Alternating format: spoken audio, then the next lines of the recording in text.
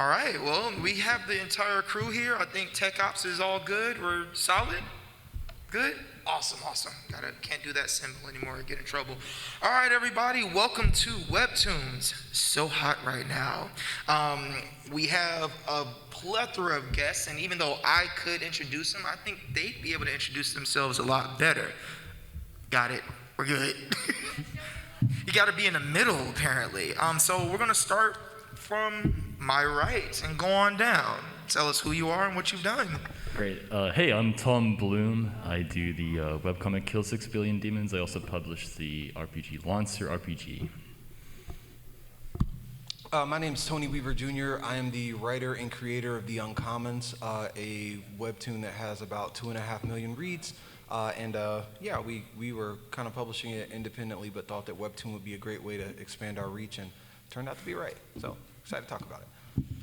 My name is Carrie Tupper. I am the one of 3 people that works on Kamikaze, a Dust Bowl cyberpunk series. I think kind of like Arcane meets Mad Max. And it's a project that we've been working on for several years, and we do post on Webtoons very infrequently, so our readers hate us. My name is Hoyt Silva. I am the artist and co-creator of Last Stop and Mongrel, both on Webtoon. Mongrel's adorable. Yeah, and both of those series we started independently on Webtoon, and both have been picked up by publishers and will be distributed, have been and will be distributed nationally and internationally. So. Awesome, awesome. So, just to get the most basic question out of the way, it was on the panel description. What is a webtoon? What is Webtoons for everybody in the audience? So Webtoon is a online comics reading platform that has a infinite scroll format that starts at the top and scrolls down to the bottom. For those that don't know, but it's a really awesome place for people to find readers, I believe. I think it's like one of the greatest places on the internet because readership is there. People, read Webtoons very easy because of the access that they have through their phones and their smart devices, and all of that stuff I think gives us as creators a platform to reach a lot more people than we have had before. So. It's also worth mentioning that even though Webtoon is a platform and it's kind of like co-opted the phrase or term Webtoon, there are a lot of platforms that offer an infinite scrolling format where you can post webcomics online. So if you look at Tapa's, Tappytoon, which I have not read, but I've heard people talking about recently. There are, I want to say, like at least 6 to 8 that I know that are doing pretty well numbers-wise, where you can post your stuff, and a lot of people post on both. Yeah. Mm-hmm. Oh, sorry, thought that might have been me. So what would you say is the main difference between going into publishing on Webtoons, the platform, and publishing on your own on an independent web page? Like, what are the pros and cons to doing that? Yeah, that's totally right. Can I open up a can of worms? Go for it. That's you. So I'm not actually a big fan of Webtoon, man. I'm here. I think their revenue take's too high. They take 50% of your revenue, man. I think, which is pretty heavy. But there's some caveats there. Let's put some nuance into this. So my site, I have my own site. I made it on WordPress. It works fine. I opened a server up. I installed WordPress on it, which you can do for free. My hosting cost me $9 a month at first. And then I put a plugin called Comic Press, or another one is Comic Easel, which is what I use. And I was able to make my own site. And you can actually format stuff from mobile on WordPress. It's not like the most up-to-date software, but it's super easy to do. I have a 5% revenue take from Patreon instead of a 50% revenue take from Webtoon. Now, let's add some caveats here. Step 1, you have to make your own site if you want to go independent. It's actually not as hard as you think. Yeah. There is a reason that people like me who are doing the independent comic thing, the independent webcomic thing, are kind of going the way of the dinosaur. Because you have to kind of know how to like put something on a server, and you have to go fiddle with CSS sheets and stuff. It's not too difficult, but it requires a little bit of upfront knowledge how to like format your site and stuff. Step 2, you have to kind of find other ways to find engagement for your site. One of the things that's nice about platforms like Webtoon is they'll drive engagement your way no matter what, right? I use Twitter, I used to use Tumblr, I was on DeviantArt for a long time. Like I use a lot of social media platforms just not to host my work, to promote my work. So you are going to have to rely on getting engagement elsewhere, right, other than the platform to find stuff for your comic. And the other thing is, like, you will have to like Webtoon will give you that engagement. They'll manage the site backend stuff for you. You can just upload there super easily. You can also double dip, right? So like Kamikaze, as I'm just learning, has its own site, right? Are you on Hiveworks? I forgot. If you are. We are not on Hiveworks. Oh, okay. We are on our own website, and then we are on Tapas, and we are also mirrored on Webtoon. Right. So you can have your own site, and then you can update in other places. There's some issues with that because I mean you have to do they do the scrolling format thing for Webtoon. It is a scrolling format, and we completely ignore it.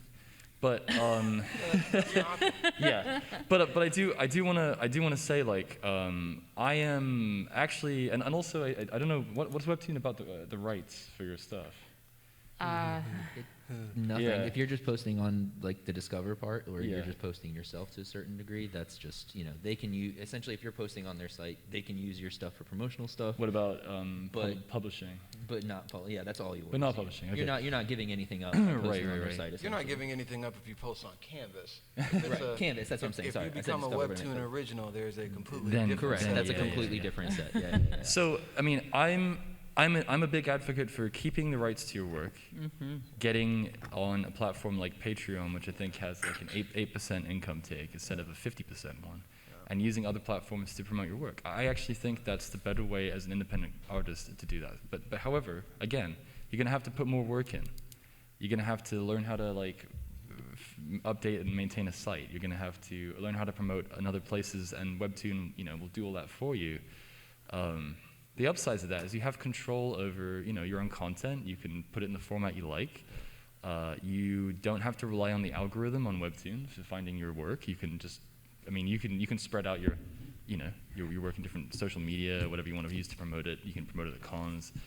I do realize it's like increasingly hard out there to have someone just have that, because the way the web's going is it's becoming an increasingly enclosed series of spaces where people are on smaller and smaller platforms. It's not like back in like the 2000s when you had like a web ring and like you were like, oh, Penny Arcade, they have a web ring, and I'm gonna go find some other web comics. I started my comic in 2013, which is like forever ago now. And back then people were still doing that pretty regularly. Not even that regularly, like making your own website and promoting and stuff. So, Mac Hall is another. and I'm one. like an early adopter on Patreon and on, I was early on Twitter and all that. So like I do have a lot of advantages there. I can't deny that, but yeah, so there are alternatives for sure. They just require more work, they require more promotion. You also kind of have to, I know, I might be a product of my times. I'm not sure if it's possible to make your own site nowadays. I just want you all to know it's possible to maintain more control over it. That's the upside to me of not doing Webtoon. No, he's right. I think when we started Last Stop, which was probably our biggest success on Webtoon or on the web, we started by posting on our own site first. We posted on there for about a year. We got up to about like 600-700 readers a week on our own site, just promoting our own stuff and trying to just get our own word out there. Then Webtoon appeared, essentially, at the time that we were doing that. And we said, what the hell, like, let's give it a try. There might be some people on there that might be interested. We did some reformatting. I started posting on there. And then, like, within a matter of, like, 2-3 weeks, we had, like, 600-700 people reading our book, So, and we were posting on Canvas. I've never had, like, a Webtoon deal. I've never signed anything like that. I've always just posted on Canvas and then run, once the property is finished, we run a Kickstarter campaign to fund a small boutique book, like, for any of the fans that are interested in picking that up. And then after that, we approach publishers and try to get it distributed. So I've done that twice now, twice successful. So, I'm a big proponent of using it just to gain readers because they're there, I'm bad at social media and all that kind of stuff and promoting myself and getting the word out there about my stuff. So like that in particular is a weakness that Webtoon helps me with, like you're saying, So just, in that regard, I think there's a different place for everybody. It's not the only only game in town. You know. Yeah. My point of view is a little different, and I want to preface this by saying that I don't think either of what these two just said is incorrect or wrong in any way. I'm just adding a different perspective there with hopes that you all kind of, You gotta eat your mic. with hopes that you all take what you want from all three and kind of put it together to influence your own creative journey. For me, when I think about creation and when I think about kind of Webtoon as a tool, I'm always thinking about the next thing, like what comes after. So for example, our Webtoon is called The Uncommons. We post it on Webtoon. But The Uncommons is one series that my multi-million-dollar company makes, and we just leverage Webtoon for distribution. So there are some people that say, well, if you post places on things like Webtoon, then you gotta worry about your rights, or here's the revenue percentage that they take, blah, blah, blah. And I'm like, I don't care about the revenue percentage they take because Webtoon's not my primary source of revenue. I'm here for reach. I don't rely on Webtoon for money. So I don't care like what their revenue take is or what they're thinking about ads. I can't even find that line item in my bank account when they make that deposit every month. I don't care. That's not what I'm here for. The thing about Webtoon that Webtoon has that very few places on the internet right now have is organic and momentum-based reach. Webtoon is one of very few places where you can go, and if you post consistently without needing to do any paid ads or any paid advertisement or any weird SEO or keyword density nonsense, people will show up as long as your product is quality. And I think taking that, you can leverage that for money on places outside of Webtoon. So for example, if you think about Rachel Smythe, who creates Lore Olympus, one of the most popular Webtoons on the platform, people look at Lore Olympus and they're like, wow, it's good, it has all these book deals there, blah, blah, blah. And I'm like, because of the fact that she put her Instagram and Twitter tag in the thing when she talks about her comment, has like 500,000 followers. Whatever Webtoon is paying her a month, she can go reap that from one influencer campaign alone, just because she managed to leverage the following. So when I think of Webtoon, I'm like, number one, the Webtoon that you make doesn't have to be your end-all, be-all. One of my good friends, Geneva Benton, who online is GDB, she does these really like cool watercolor art of black girls. And Geneva had a webcomic called Hover Girls, and it was performing really well. And I was like, so Geneva, what are you doing with it? And she was like, nothing, it's ending in like 3 weeks. It doesn't need to be running all the time. I don't need to make like a One Piece or like a Tower of God and have this long running decade thing. Sometimes you just got to get in there, put the story there, reap the engagement, get the audience, and then take that audience and go do something else, because Geneva was able to parlay that into a book deal somewhere else.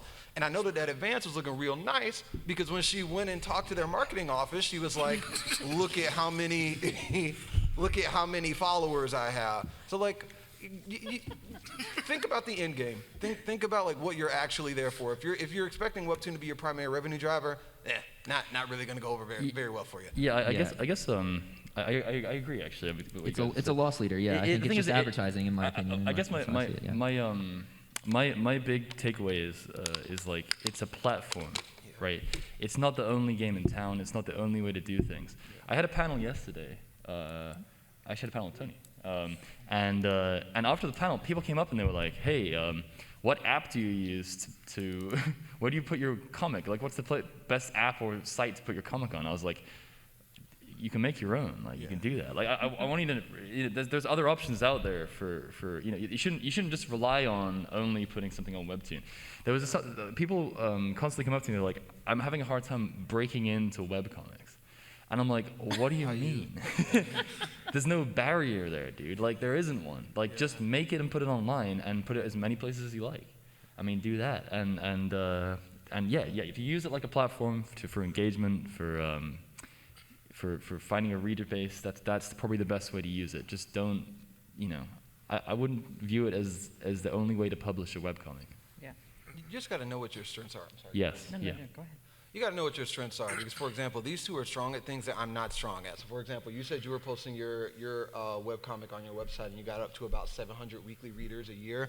Like The Uncommons, the exact same content, by the time we got like maybe 6 months in, we were getting like maybe 13 readers a week. maybe 13. And at the time, I had like 20,000 followers on Instagram and was like spamming it all the time. And like literally any following that I had on other platforms was just not trickling down to getting people to our website. And it could have been a site usability thing, it could have been a formatting thing, but it was just not working for us. But you go on Webtoon and you put the exact same thing on Webtoon, like we literally changed nothing. What you said with the scrolling format, we didn't start doing the scrolling format until we had hit like at least 10,000 subs. We were like, oh, okay, I guess, sure. If y'all are gonna be here, then I guess we'll do it. But like we just going and reposting the same thing on Webtoon netted a lot more for us. So some of y'all are gonna be talented like these two, where you're like, I can go to Strikingly or WordPress or even Canva, where they have webcomic templates that you can use for your website design. And some of y'all are gonna know how to make it work to the point where you can get that organic reach. But if you can't, like me, don't spend 8 months banging your head against the wall trying to figure out how to get those 13 readers to 13,000. Iterate and move to something else. You guys answered all my questions, so we're gonna open the floor. I'm joking. All right, so what are a few things that people can expect when they first start getting into webtoons or webcomics, just posting their stuff online? What's the general effect people are gonna get from that? I'll add something. I'll let you all talk about this more but for me, I'm not on Webtoon. One thing I know, there's another caveat to the way I do things, right? Which is that I didn't get paid for anything for years, right? I was doing my webcomic as as like a second kind of side gig thing while I was earning a salary from a teaching job, right? And I would do it after work, and then I would but when I had a certain amount of pages up, a lot of people started to read it. But I think it's actually the same for any comic, really. Is like you shouldn't expect people to show up if you have like 3 pages, 4 pages up, whatever. You shouldn't expect to be able to monetize something that doesn't exist yet. I see a lot of people be like, I just started posting my comic, but I don't have any readers. I'm like, how many pages do you have? They're like, I have 13 pages online. I'm like, well, okay, dude, give it like a year or two. like it took me until I had, over 100 pages, even with my followings on the platforms, before I had any kind of sizable readership, before I was able to start a Patreon, and before Image Comics contacted me for publishing after that. But like it took 2.5 years to reach that point. So don't quit your day job, I guess. Especially if you're doing the way I'm doing. I'm not sure if you'll have different experiences, but don't get discouraged by that. Just you need a body of work to apply it into something, and it has to exist first, right? You can't like get away with just a few pages and a bunch of concept art. That's my point. I +1 that. The panel that we were on yesterday was about like kind of the business of comics, so I won't dive too heavy into it. But like, don't rely on Webtoon as your primary revenue driver. You got to build a business model that allows you to focus on more. What I will say that I learned about Webtoon is that people are greedy. Okay, readers are greedy. And they act like the webcomic issue that it takes you like a month to do, that they read in like 5 minutes. Oh, it's nightmare. They're like, okay, more. Where's more? Where's more? I think it's because in the context of the world that we live in today, there's so much content. It's so readily available, and so much of it is free. So you can go on TikTok, and people are making all these videos and all these short films and whatnot. You can go on YouTube, and people are doing all these fight choreographies and animations and things like that. And then you go on Webtoon itself, and under Webtoon Originals, do their series that are giving you 50 panel episodes on a weekly basis and just telling you that one person did it at the end when normally they got some assistants and a whole team working behind them. So when they show up and see your series on Canvas, a lot of times they do not make the distinction that this is an independent effort that does not have industry backing. And as a result, they look at you sideways if you only giving one update a month. Like, what is this? What are you doing?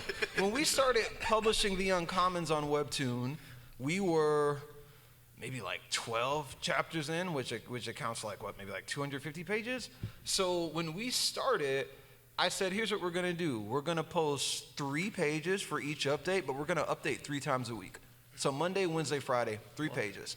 And because we already had the backlog, it's like, okay, you calculated out, here's how many months that'll last us.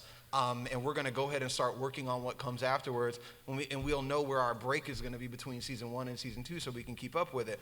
But our plan was never to do that like kind of ad infinity. The plan was we got until the end of season 1 to get somebody at Webtoons' attention, so that we can be featured and move to a different thing. It doesn't happen by the end of season 1 that we're just going to go do something else. But that like the readers are greedy. They're just really greedy. And you, number one, got to level set with your audience and be like, here's how often it's going to be updating. I am one person. And a lot of them appreciate that transparency. They're like, oh, as long as you communicate with me about it, that's cool. Which to me still feels kind of entitled, but whatever. It's fine. Hey, you wanna see something funny? Can I borrow this? Yeah. I'm about to cause these people physical pain. Okay, here we go. Don't you? Hey, how long does it take you to make? Oh, pretty cool. About a year and a half. Yeah. Oh, it's pretty cool. It's good. Yeah. Yeah. Done. It's Yeah, good. It's literally. good. Yeah. Literally. You're like, how long did that page take you? 13 hours. You look at it. Oh, great. Flip. Oh. Yeah. I Yeah. appreciate it being triggered. Thanks. It's really bad. It is bad. Yeah. Do you have that experience? I mean, I generally find my readership's pretty tolerant of. Our readership is incredibly tolerant. I've had a lot of health scares over the past few years, and thankfully not due to a panini, but it was or the panini. It was a whole list of stuff that was going on. So there was almost 6 months where we were updating as often as we could, and it was just like random crap. Yeah. Like our whole idea is that we post every week no matter what, but we don't always know what we're going to post, especially if we're on some kind of a hiatus. So during that time, our readers were so kind, they were so understanding, they were so sweet, and we just kind of kept them in the loop. And after a while, it was like, I don't know, it felt like I had a bunch of cheerleaders in one area. And like, but you might not find that there, right? Like, yeah, you some might not people- find that. I mean, I think it really comes down to like how you present yourself, because at the end of the day, Webtoons is, again, it is a social media platform. Yeah. It is there to be, as these guys have pretty much said, it's an advertising agent sort of avenue. There we go. It's an advertising avenue, and I guess when it comes to Webtoons, for me, like, the biggest reason why I advocate folks having their own website is because there is not a point where you can always count on your mirror sites like Webtoons or Tapas or whatever to be up and running. So there's been a couple times where we've had, readers really wanting to read it, but something's down, so we'll get requests on Twitter, like, where do I read this if the site's down, or all that kind of stuff. And having that backup of your own site is really, really helpful, because one of the things that frustrates me personally as somebody who works in, I guess, traditional format, is that everything is so small on the page, especially if you're on, just going through your phone. And that's just a issue of the medium. Like, that's really our fault, because we're just very, very focused on making sure that we're not making more work for ourselves when we actually publish the books by switching it into format. So I guess if you're going to decide that you want to do a Webtoon, or you want to do a Tapas scroll style format, you have to remember that when you publish, you've got to reformat it for publishing. Yeah. Yep. And that can be exhausting. And it's a lot of work. And so we try to work a little smarter, not harder. And so we just don't do that sort of scroll style work. And I guess I don't want you guys to feel like you have to be focused in on one thing. Like, the way that Tapas and Webtoons uses scroll style formatting, I think it's beautiful. It does things that I never would have really thought of, and how it sort of handles time as you read. And there's really interesting nuances in those pauses. Miyazaki has this thing where he calls ma, and it's the moment sort of you clap, and it's that pause right before you clap again. And ma is really easy to get within the Tapas and Webtoons scroll format. You'll probably see it as like, here's some flowers falling down or something like that. It gives you a moment as a reader to just like process what just happened.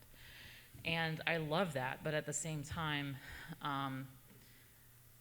I really love that, but I just want to publish it too. So that's important to me. I don't think I could ever like put my comic in webtoon format just because of what it is. Yeah. Like it's a very high detail, Eurocomic style, real big ass, spreads, backgrounds kind of thing. I just don't think it would even work in that format. Yeah. So, yeah, I mean, you have to think about how you're publishing it for sure, like where you're going to publish it and what the format's going to be. Yeah, I don't have anything to add, honestly. I mean, I would just echo everything that everybody said here. I think everyone's going to find their own journey in telling your story and the things that you want to get ahead. I think that, like some people mentioned, that if it's not working, you can always just cut your losses and move on to the next thing. I think it's all a learning experience, and you have to. I agree 100% with what he said, that you have to leverage one thing into the next as best you can, and always look forward to the next thing. Banking all on one thing, putting all your eggs in one basket is never a good play. So It's all about your goal, I think. Because the thing that doesn't work on Webtoon may work really well somewhere else. On Webtoon, they want to know about the story. I agree with what you just said. You are not going to find success on Webtoon based on character designs and vibes. You're not. Yeah. But on Instagram, you'll find lots of success off of character designs and vibes. There are people I know on Instagram that have like 64,000, 80,000, 100,000 followers. Been talking about this webcomic for years. I ain't seen a single page. I've seen character designs and vibes.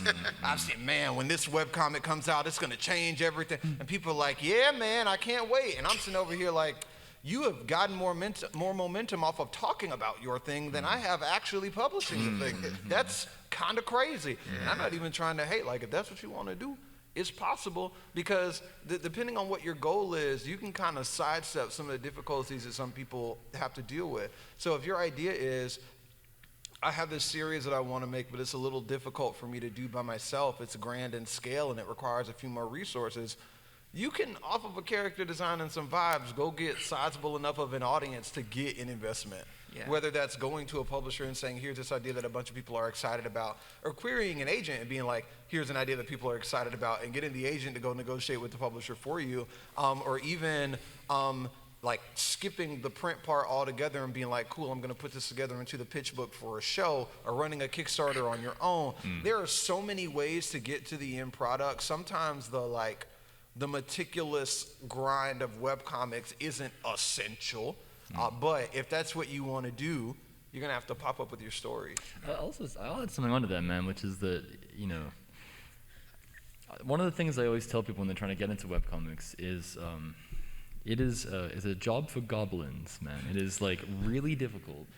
It requires, especially if you're doing it yourself. I mean, you'll have teams, I think. Hoyt, you no, I do it all myself. I do it all myself. Yeah. Yeah, like doing my it, stuff's like super simple. Like it's not. I read Kill 6 Million Games, and I mean your stuff is like way more intricate than I do like what one page I do. a week, dude. Like, Yeah, when I do a webcomic, my goal is to like just put it out as fast as possible. So it's very, very hard. It requires a lot of discipline to update every week, right? As if you have a weekly audience, which you'll have to do if you want to keep engagement up, right? You probably, like I said, you might not get paid for it for years, which means that you might be doing it on top of another job, right? So there's like a lot of asks there. You have to decide, are you serious about doing this as a career, right? Or as something you want to monetize? Or is it just for you, man? Is it something you're doing as a hobby, and if you make some money off on the side, that's okay. I mean, you really have to make that evaluation, because there's nothing wrong with like doing this on nights and weekends for the rest of your life. Yeah, really nothing wrong with that at all. Nothing wrong with that. It's actually what I would recommend to most people. Yeah. So Don't be like, man, I'm grinding away at this and it's not going anywhere and stuff. You got to be like, well, do I want to keep pushing through all that pain to get some success, or do I want to just be like, you know what, I'm fine with what I've made some pages, they're online, people are reading them, like find out what you're the goals, very important, very important. Think about what that actually is for you. I think that's another big caveat of starting. Yeah. I had another question, but I actually would like you guys, you were talking about going off of ideas and vibes. You can basically, a lot of people can I'm assuming a lot of people in this audience can kind of agree with that. We have ideas, but not everybody's putting out their comics. So how would you say, what would you say is the best path from going from ideas to vibes to actual execution of that idea? Draw comics. Make 'em. Just do it. Just do them, yeah. I'm serious. That sounds really simple, but that's actually the answer, man. It's just draw consistently, continue at it, all the time, man. I mean, and you're a writer, right? Yeah, So, I was about to say, I got a different view. Yeah, tell it. I'm curious. So they have the superpower ability to say there's an idea in my head and I want it on the page. So bam, here it is. I am quirkless, okay? I do not possess that ability. As a matter of fact, the only thing that I can do is tell people what the idea would look like. I cannot show what the thing would look like. So for me, when I go, how do I transition from ideas to vibes to the actual thing?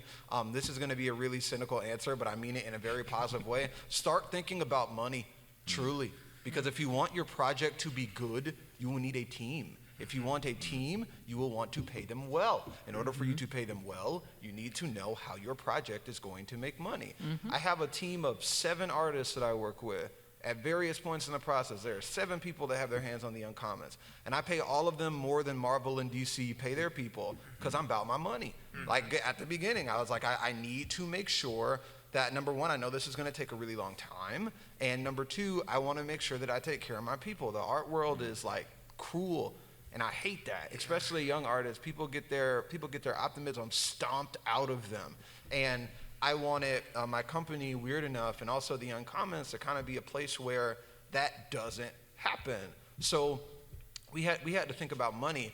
I started the Uncommons with a grant that I got for $80,000 the day before I graduated from college. Literally, I had a job offer from CNN sitting in my inbox, and I really didn't want to do it. And I got the call while my parents were driving down for graduation that they're like, okay, we're going to invest in this thing. And that is what kind of kickstarted everything that we do. I think like if you're a writer, you gotta lift a little bit more. If you're a writer, the lift is heavier for you. So thinking about that financial aspect and the business models that are kind of a part of this are really important. That's where you should start before anything else. If you're not doing that, just go get an agent and query somewhere, and the publisher will find an artist and attach the artist with the project, and the publisher will pay the artist the advance. You just work with the artist and do it that way. If you're trying to do indie and you're a writer, you need to be thinking about money before anything else. Yeah. I would also say that, okay, so a lot of writers and artists come up to me and they're always like, I have an idea and I really like this idea and I can't see. I'm sorry, y'all. I can't see you now, but I know you're there. But for me, it's just like they come up to me and it's like they know that they're not where they want to be, which is fine. That means you have a really kick-ass taste. That means you know what you want. The difference is that your skill set isn't there because you haven't been developing it as long. So for me, I think about Ira Glass's talk about the gap, which is that gap between skill and taste. Ever since you were a kid, you've been like honing the taste of things that you like. And your taste is killer. But when it comes to your skill, I mean, it would be like the development of a child in a way. Like, as a kid, you've been, working on developing your taste from the time that you were like 4 or 3 and continuing that up, but you've only had a pencil in your hand for, as long as you've known how to write or how to draw. So you're always going to have that little bit of gap. And I think that's one of the things that a lot of people are scared of because they're like, I want to put my work out there, but I don't think I'm ready yet. And it's like, baby, you'll never be ready. No. Like, you're never going to be ready. And it's okay to improve as you go. In fact, that's one of the best ways to learn. So if you really, really, really want to do comics, whether as a business or as a hobby, just doing them and learning to do them is going to teach you more about what you want to do and teach you more about, okay, I like this part specifically. I hate the other part, so I'm going to have somebody else do it. And that is invaluable to know because when you're stuck just doing it all yourself, it can get really daunting and overwhelming. And Oh, yeah. and it's wonderful to go through our books or even our website, and I'm like, man, this is bad. But then I look at comparing like the last couple pages to the first couple pages, I'm like, but we grew, we got up, we growed. So being able to actually see the growth path is amazing. And I think that's one of the things that a lot of new creators are scared that they're gonna seem unprofessional if they're not good enough yet. And you're not gonna get good until you start doing it. Yeah, the thing is in the doing. I think that's like the biggest takeaway for that aspect is that, like, you know, I think as far as like being an artist and all that stuff and working on your stuff and getting better, I didn't start drawing until I was 23. I'm 34 now. You know, I just really practiced a lot. It's really, I think, more of a trade than it is an actual talent. You know, but I think to add to the writer's thing, you know, I think like if you're a writer and you're not doing the art, you have more time to do the hustle stuff. You know, I think I sit a lot of like between me and my writing partner Trey, he has more time to be on social media, to be talking to people, arranging interviews, doing all of that stuff. Because, you know, what might take him like a few hours to write might take me a few days to draw, you know? So my time at the table and drawing and creating the actual product is like taking up a lot more, and it is harder for me to, like I said, I'm bad at social media and stuff because I'm so like stuck in the actual creation and making the thing.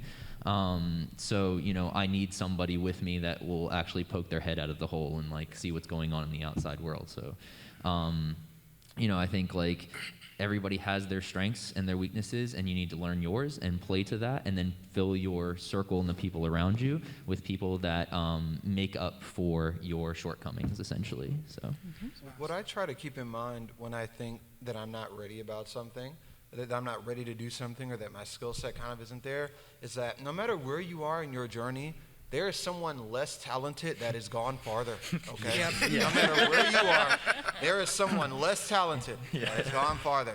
There is an award-winning children's book on the shelf right now that's just street signs.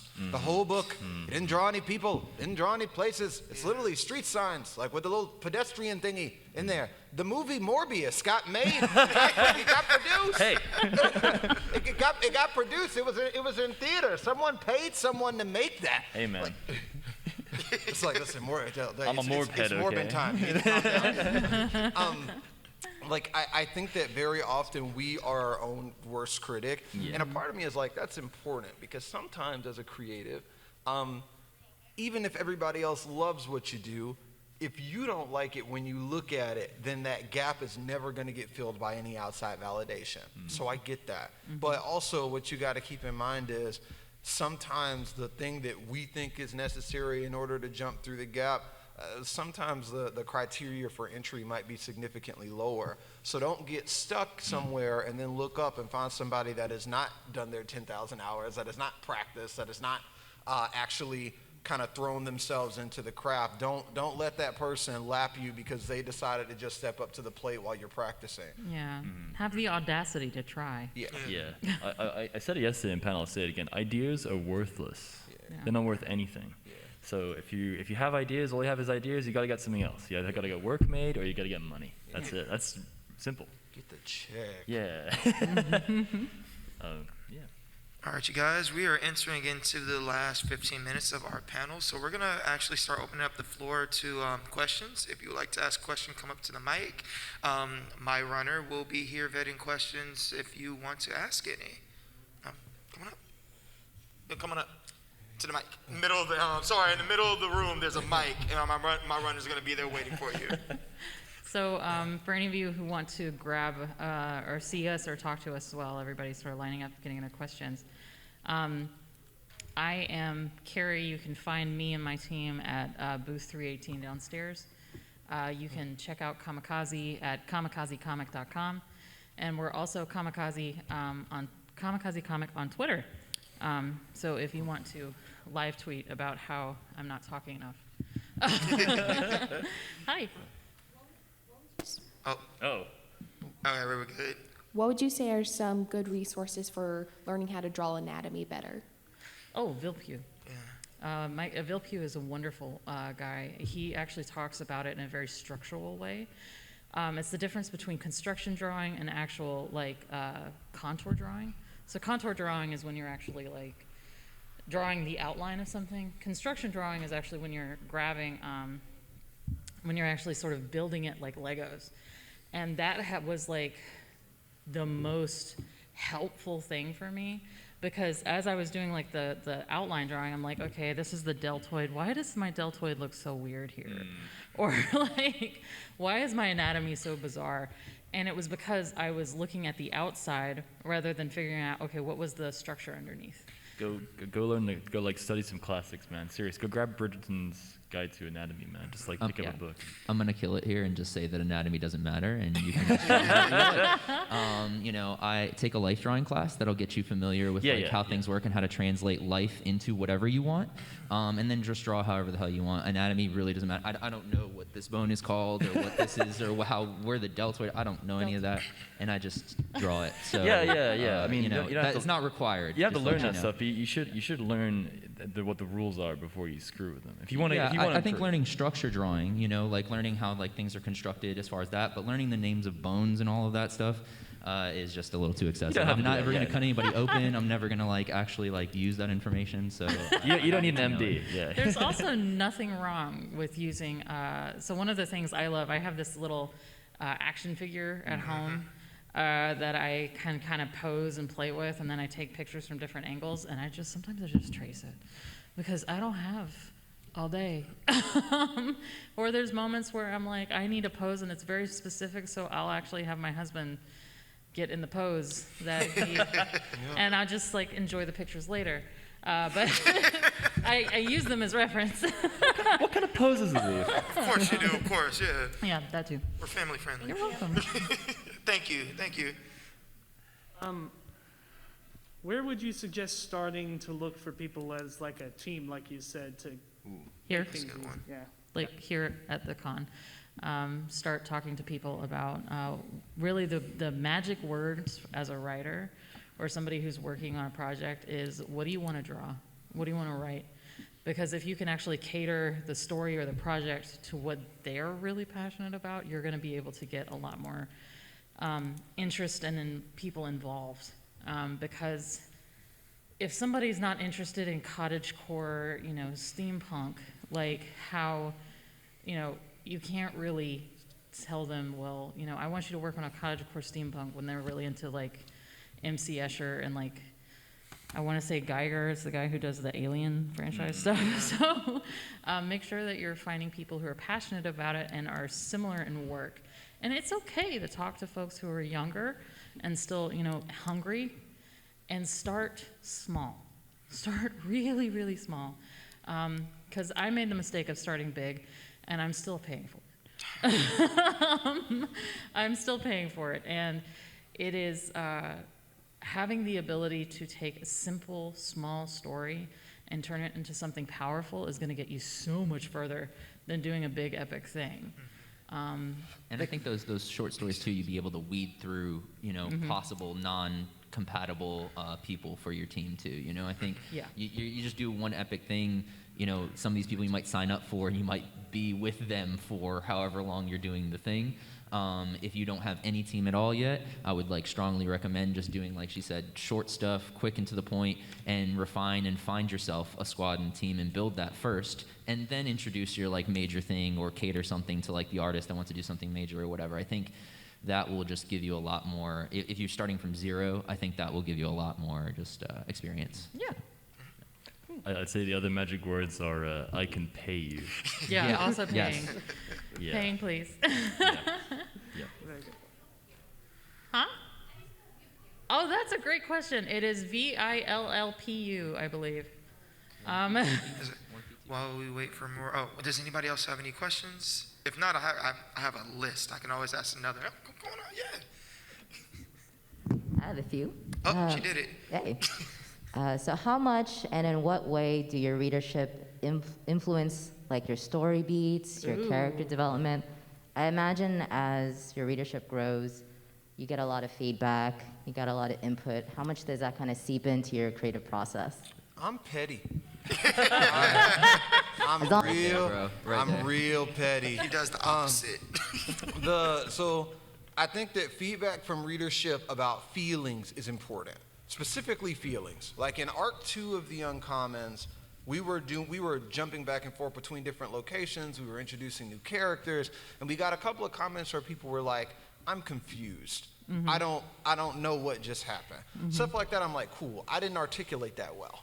I didn't make this transition as clear as I need to make it, because sometimes I don't mean this in a negative way, but you can't assume the comprehension level of your audience, if that makes sense. Like, of course you get it. No. You get it because you wrote it. You made it. You put the whole thing together. How would you not know that we just jumped over here? Do you not see the wallpaper on this wall? That's not typical for this region. Obviously, we're in a different part of the world. What are you talking about? Assume the worst, actually. I'd say assume the worst of your readership, the comprehension level. Like they're not.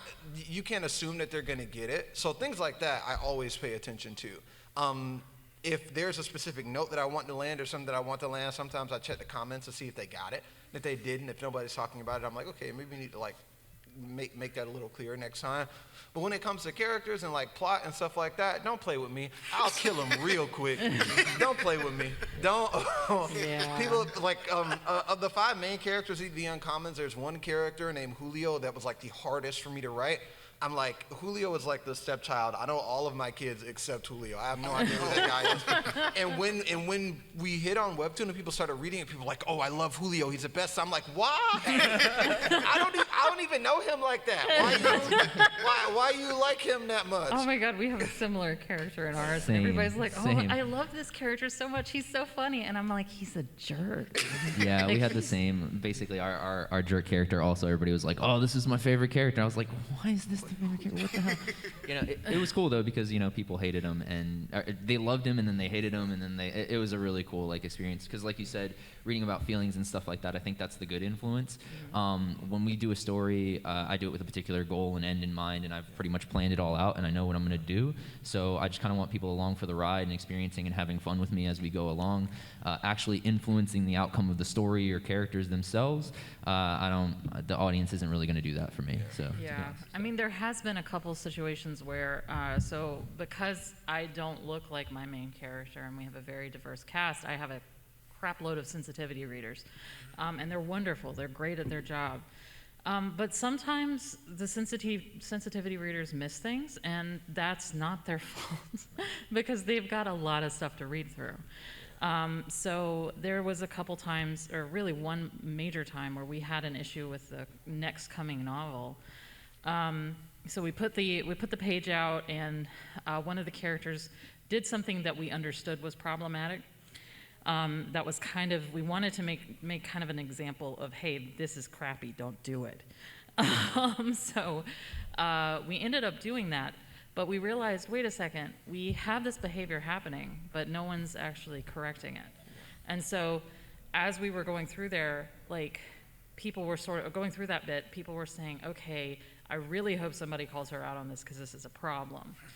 And the more I read it, the more I was like, okay, if you've got a lot of readers who really love your work, who are saying, there's a problematic element to this that is potentially hurtful and harmful if it is not addressed correctly, you are going to shoot yourself in the foot. So having I don't want to say that there is absolutely a line between changing something because you feel like the audience wants something versus changing something because it's a message and you want to get the message right. And that is one of the big things. Like, if somebody says something akin to like, hey, this isn't really all that helpful, and this is like a harmful trope when it comes to like mental illness awareness or something like that. Like, this isn't how that mental illness works. You haven't done your research. That's a problem, and it's something you should address and fix, because that's an opportunity for you to include somebody.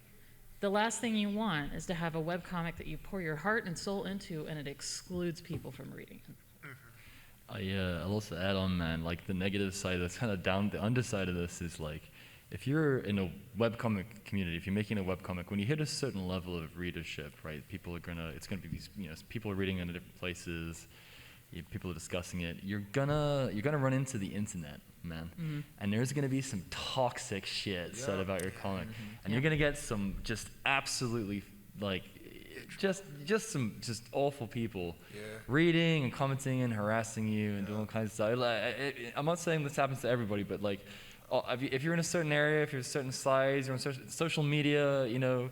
You're just exposed to sort of raw sewage all the time, so you have to kind of just learn to sort of gloss over that. Yeah. It's actually kind of it can be kind of hard for a lot of people, man, especially in webcomics. I know a lot of people who have burnt out of it because they've received so much hate, man, from people for things they've done and said and decisions they've made or character designs or other crap, and it's just like you have to learn to deal with that, and it is a skill, man.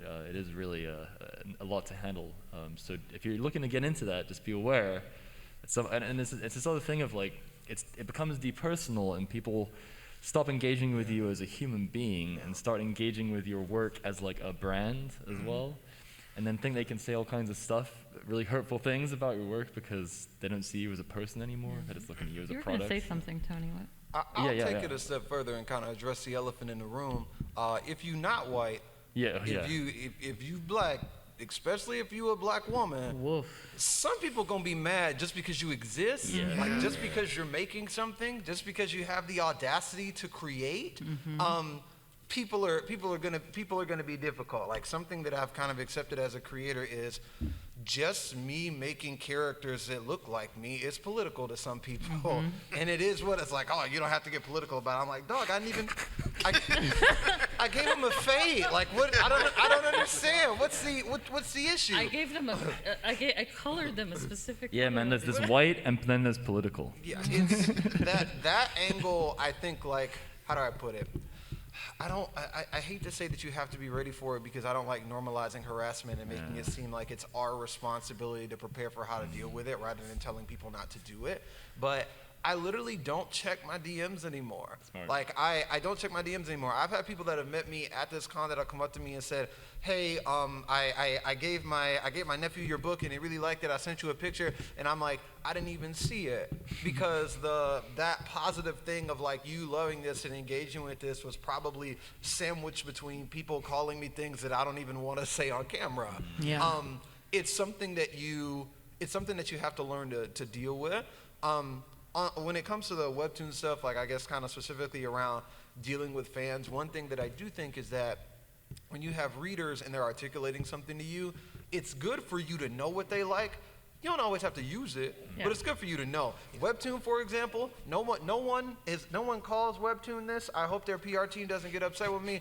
Webtoon is the sexy platform, okay? If you want to find success on Webtoon, just get sexy, okay? Just make your characters physically attractive. Give them like one thirst trap, like one, just one. Take that extra panel for his hair to blow in the wind a little bit, and you're good. It'll be great. So like the character that we reference, where I'm like, I don't even know why y'all like him so much, but that's fine. I'll let him tie his hair back in a bun because you like it. I'll let him tie his hair back. It's fine. I'll let him be sad a little bit so you can be like, oh, poor baby, my husband, what's wrong? What'd you do to him? Like I feel like most of the anime industry like sustains itself like solely off of fan service. So find the tasteful way to do it is what I'll say. Yeah. And hey, block buttons are great. Mute buttons are great. Yes. And don't tolerate any racism. Ban them. Yeah. Destroy them. Destroy it. Webtoon does not let you delete comments, which I think is seriously? it's a major shortcoming of the platform. Or rather, if you're featured, you can delete comments, but if you're on Canvas, where you are like literally more vulnerable, you cannot delete comments. But I think that what happened with us on Canvas is that when people do like start talking sideways, like our audience pops up and deals with it. I'm like, I ain't even got to say nothing. You did that. Gang, gang. Yeah, literally. All right, everybody. Well, that is our time. Thank you very much for coming to this panel. Also, before you guys leave, once again, keep it on the line. See where tell them where they can see you down at Artist Alley, and maybe drop a URL link for them to see your work. Do that. I'll start. My name's Hoyt Silva. You can find me on Twitter at Hoyt Silva or on Instagram at the Hoyt. I'm down on Artist Alley, table 316. Come chill, say what's up, come check out my stuff. Yep. I am 318 with my husband and our partner Havana, and you can always contact us on Twitter at Kamikaze Comic. I'm at Tony Weaver Jr. on all platforms, TikTok, Instagram are where I'm most active. And if you want to know anything about the Uncommon, just follow me and I'll talk about it pretty heavy. I am in Artist Alley table 400R, and I'm just giving out free flyers and whatnot. Since it's a Webtoon panel, I'll say this. I need you all to keep this with you, okay? I had books that I was supposed to be selling at this con. However, due to a conversation that I've been having with Webtoon, I'm not allowed to sell print books anymore. I will leave you to speculate on what exactly that conversation is, but Okay. yeah. Hey, I was just following you on Twitter. I don't follow you for some reason. I Why follow didn't you guys. say that at the beginning? That's so many questions right there, man. I'm Tom Bloom. You can find my comic at kill6billiondemons.com. You can find my RPG work at launcerrpg.com. Also massive-press.ish.io, or you just search Massive Press, MASSIF. And I'm down in Artist Alley 303. You can find me down there all day. Kill 6 billion demons. It's a lot of them. Yeah, come see me. Come hang out. Thank you very much, everybody. Enjoy the rest of your con. Sweet. Thank you. Thanks, guys.